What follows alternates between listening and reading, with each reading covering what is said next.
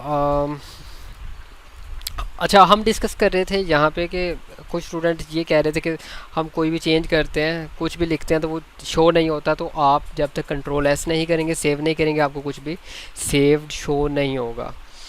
और हम last time पे इमेज के ऊपर भी जो है ना वो बात कर रहे थे, और इमेज के टैग को हम मज़ीद जो है ना वो थोड़ा सा देख लेते हैं। अच्छा, इसमें एक और चीज़ देखें, कोई भी टैग है ना, ये तो मैं इमेज का, इसके अलावा और भी कोई आपको मैं टैग बता देता हूँ। जैसे कि इमेज का टैग मैं यहाँ पे दोबारा से ले लेता हूँ। इमेज, इमेज का टैग लिया और इसके अंदर SRC। अच्छा, ये SRC क्या है? SRC है आपका, यहाँ पे इसको एट्रीब्यूट बोलेंगे। आप यहाँ पे जैसे कि ये हाइट, यहाँ पे क्या है? हाइट यहाँ पे एट्रीब्यूट है, ये इसकी वैल्यू है। विड्थ क्या है? एट्रीब्यूट है। अब जैसे कि एक स्टाइल जो है वो CSS के लिए यूज़ होता है, जो कि हम बाद में यूज़ करेंगे अभी। तो स्टाइल ये एक एट्रीब्यूट है। और स्टाइल की कुछ प्रॉपर्टीज़ होती हैं, जैसे कि बैकग्राउंड कलर, तो ये क्या है? ये इसकी प्रॉपर्टी है। और अगर मैं यहाँ पे कहता हूँ कि रेड, तो ये क्या है? ये इसकी वैल्यू है। ये प्रॉपर्टी है और ये इस प्रॉपर्टी की वैल्यू है। इसी तरह से ये एट्रीब्यूट है और ये इसकी वैल्यू है। और ये आपको जस्ट कॉल करने का पता होना चाहिए। ए का टैग, H1 का टैग, इमेज टैग। ओके, तो आपने इनको, इसको कॉल किस तरह से करना है, हर एक चीज़ को, हर ऑब्जेक्ट को आपको थोड़ा सा पता होना चाहिए कि आप यहाँ पे कोई भी चीज़ लेते हैं, SRC है, विथ है, हाइट है, href है, SRC है, कुछ भी है, या टारगेट है, ये सारे एट्रीब्यूट्स हैं। और इक्वल टू के बाद आप जो भी लेंगे वो उसकी वैल्यू होगी। और अगर स्टाइल आप ले रहे हैं तो यहाँ पे पहले उसकी प्रॉपर्टी आएगी, फिर उसकी वैल्यू आएगी। तो ये जस्ट एग्जांपल के लिए मैं बता रहा था। अच्छा, इमेज कल हमने ली थी, और इमेज में जैसे कि ये book1.png, और ये मैं दोबारा से लेता हूँ और यहाँ पे मैं इसको लोड करता हूँ।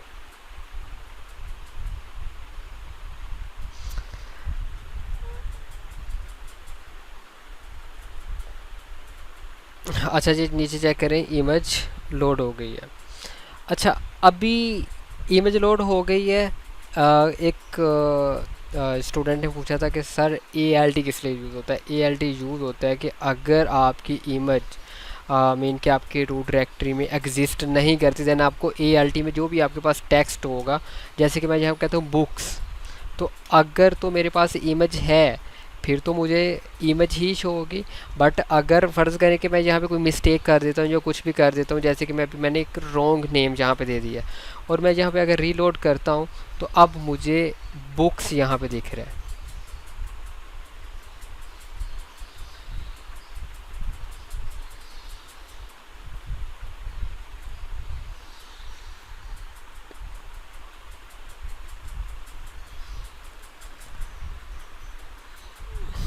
अच्छा, अब यहाँ पे मुझे बुक्स दिख रहा है। सबको मेरी आवाज़ आ रही है? अभी चेक कर लें, स्क्रीन शेयर हो रही है आपको और आवाज़ आ रही है मेरी?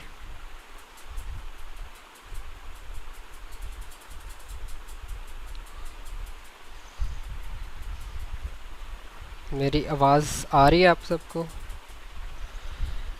No voice video?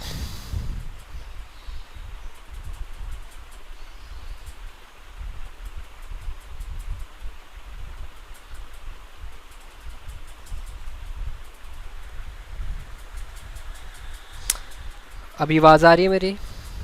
चेक कर लें एक दफ़ा सबको, मेरी स्क्रीन शेयर हो रही है और आवाज़ आ रही है सबको?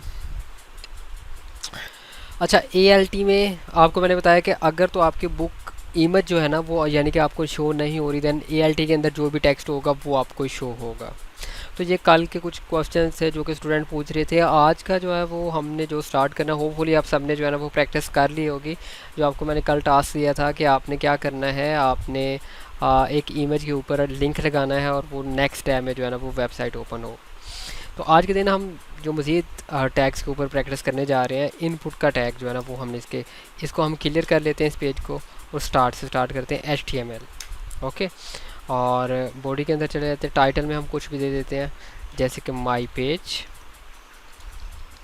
और बॉडी में हम स्टार्ट करते हैं आज इनपुट के टैग से। अच्छा, इनपुट इनपुट किस लिए, जैसे कि आपको इस टैग के नाम से लग रहा है कि जैसे इनपुट मीन की कोई किसी भी किस्म की आपने अगर इनपुट लेनी है, तो आपने किसी भी तरह की इनपुट लेनी है, आपने डेट लेनी है, टाइम लेना है, टेक्स्ट लेना है, किसी भी तरह की इनपुट लेनी है, तो आप इनपुट टैग यूज़ करेंगे।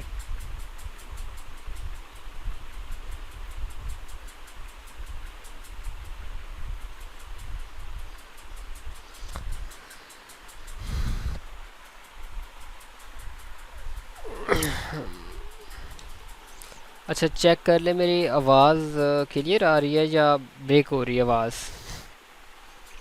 वॉइस ब्रेक हो रही है?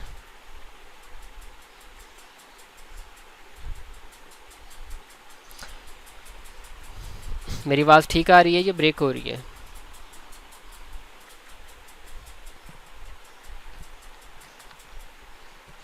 अभी के लिए चलें जी।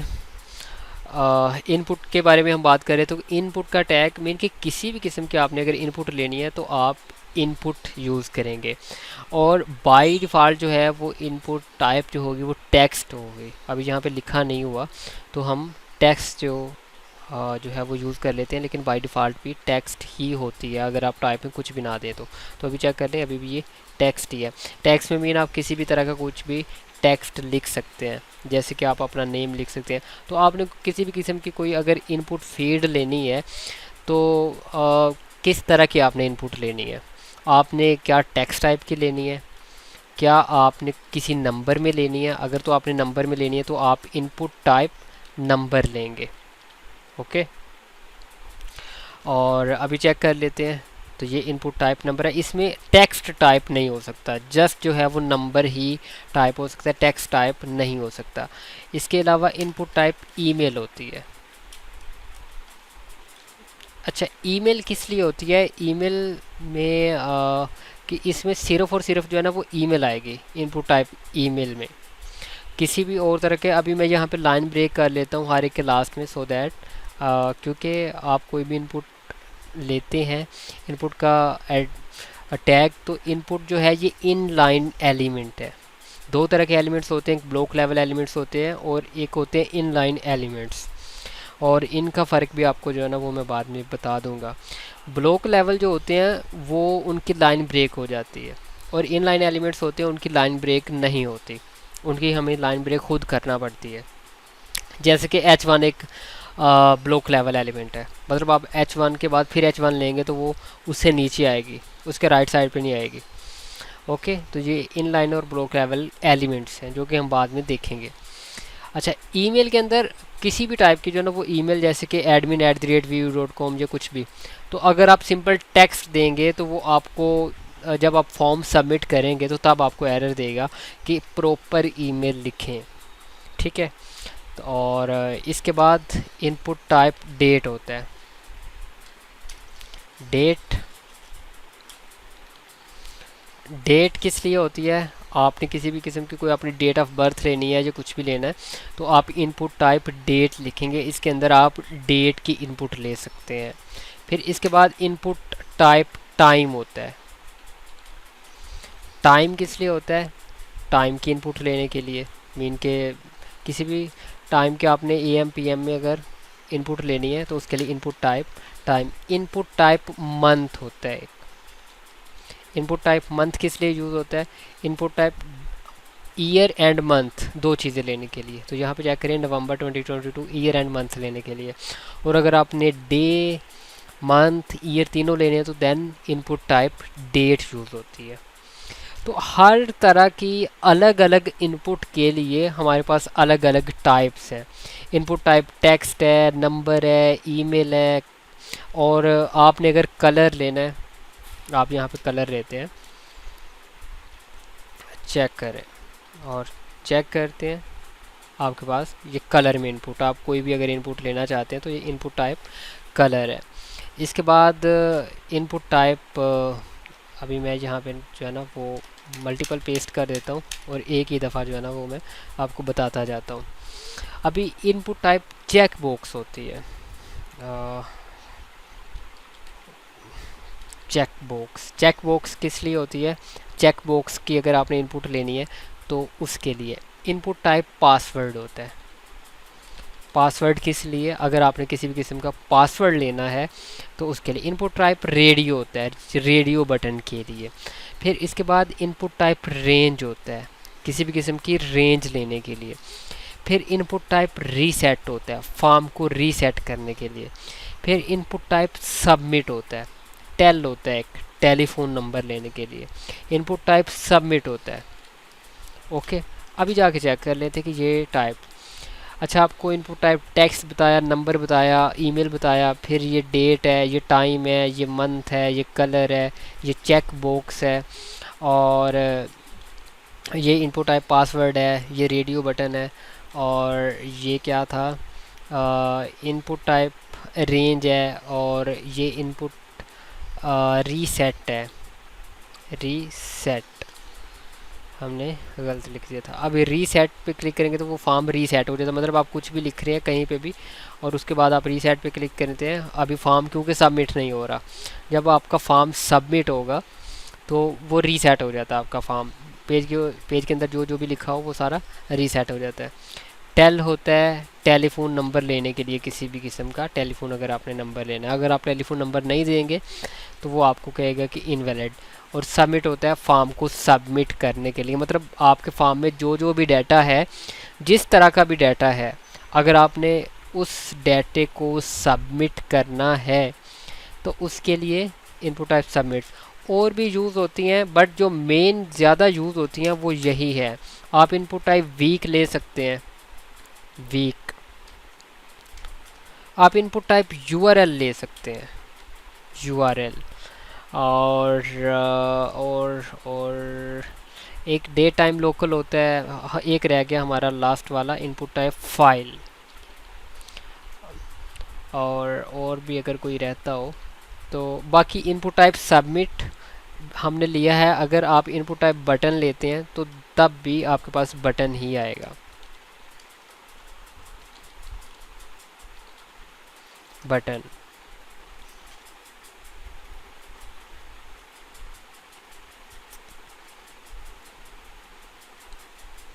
ओके, तो अभी हम इसको सेव करके हम जो है वो इसे रीलोड करते हैं एक दफ़ा और चेक करें ज़रा। आपने यहाँ पे आप वीक ले सकते हैं। मीन के चेक करें कि वीक जो भी आपने मीन के कौन सा वीक कौन सा है वो आपने इन, यानी कि अगर आपने वीक में इनपुट लेनी है उसके लिए इनपुट टाइप वीक। आपने अगर किसी किस्म का कोई यूआरएल इनपुट के लिए वो लेना तो वो यहाँ पे। अगर आपने कोई फ़ाइल इनपुट के लिए मीन के लेनी है, जैसे कि कोई वीडियो आपने लेनी है, कोई इमेज लेनी है, कोई पीडीएफ या कोई किसी भी किस्म की कोई फ़ाइल इनपुट में लेनी है, तो देन आप इनपुट टाइप फ़ाइल यूज़ करते हैं। चेक करें, अभी ये f2.mp4 ये इसमें फ़ाइल इसमें आ गई है। और ये बटन है, बटन इनपुट टाइप बटन, इसको आपको वैल्यू देना पड़ेगी तो देन यहाँ पे आपको उसका नेम भी शो हो जाएगा। तो ये कुछ इनपुट टाइप्स है। देन मैं आपको एट्रीब्यूट्स बताता हूँ कि हम इनमें कौन कौन से एट्रीब्यूट यूज़ कर सकते हैं। और सबसे पहले मैं यहाँ पे जाता हूँ। अच्छा, यहाँ तक अगर किसी का कोई सवाल है तो वो सवाल पूछ सकता है। यहाँ तक किसी का कोई सवाल तो नहीं है?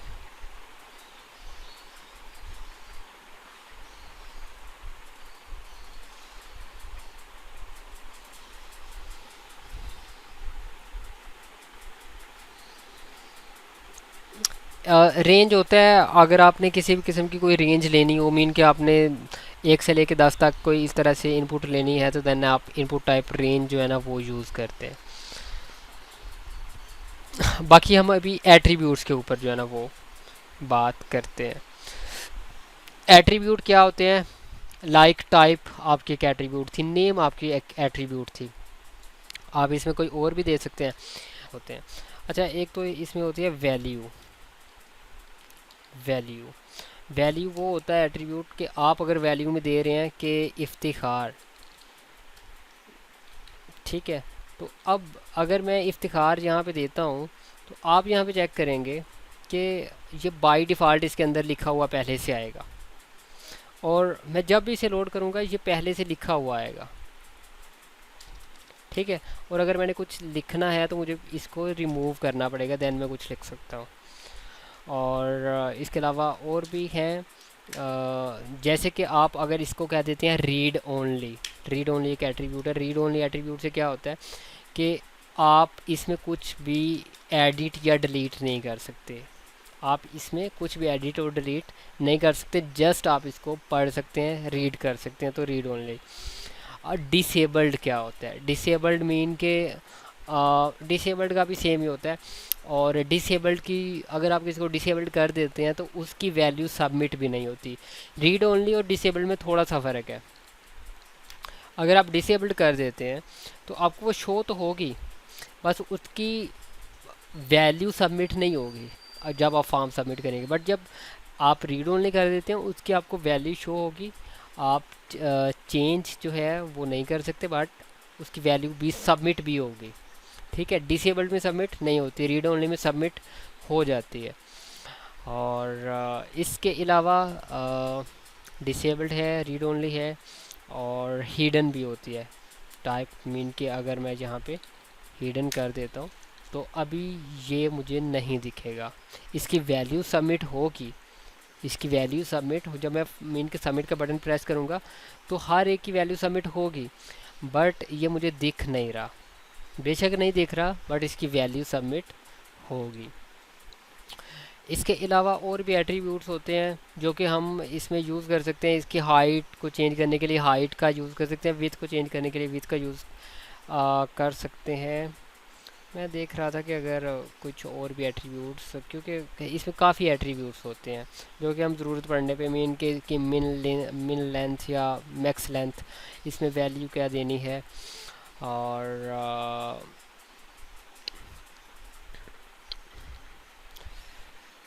हम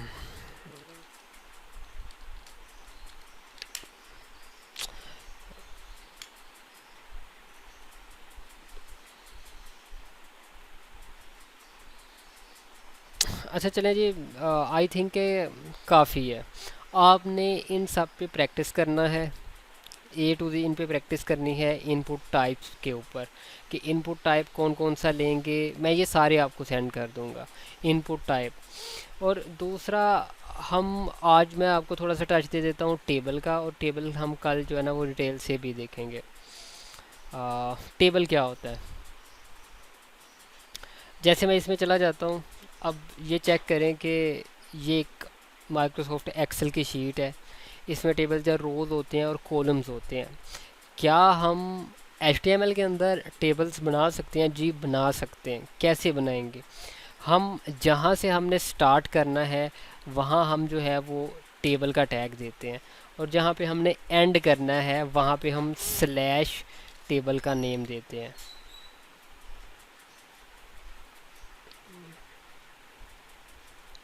जहाँ पे हमने एंड करना है वहाँ पे हम अच्छा इसमें कोई इशू है, वहाँ पे हम स्लैश टेबल, यहाँ पे स्लैश टाइप नहीं हो रहा, अच्छा वहाँ पे मिल के हम स्लैश टेबल का जो है ना वो देंगे जहाँ पे हमने एंड करना है, स्लैश और टेबल। अब इसके दरमियान में हमने जिस तरह का भी टेबल बनाना है तो वो हम टेबल बना सकते हैं। कैसे टेबल बनाएंगे? हमने अगर रो लेनी है, इसमें इस तरह से चलता है HTML के अंदर कि पहले आप रो लेते हैं, ये फर्स्ट रो हो गई, ये सेकंड रो हो गई, ये थर्ड रो, ये फोर्थ रो, ये फिफ्थ रो। तो पहले आप रो लेते हैं और उस रो के अंदर आप जो है वो कॉलम्स में डाटा देते हैं। मतलब आपने ये फर्स्ट रो ली और ये फ़र्ज़ करें कि ये स्लैश, अब ये यहाँ पे फ़र्ज़ कर लें।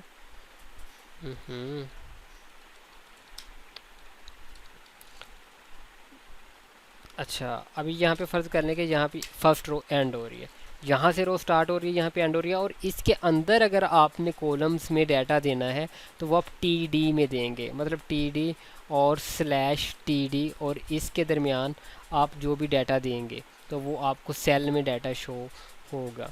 तो इसी तरह से मीन के ये first cell, second, third, fourth, ये मीन के आप कॉलम के अंदर, सॉरी रो के अंदर, अगर आपने सेल्स में, या फिर आप कॉलम कह सकते हैं कि आपने जो डाटा देना होता है वो TD में देते हैं। क्यों हम टेबल का यूज़ क्यों करते हैं हम HTML में?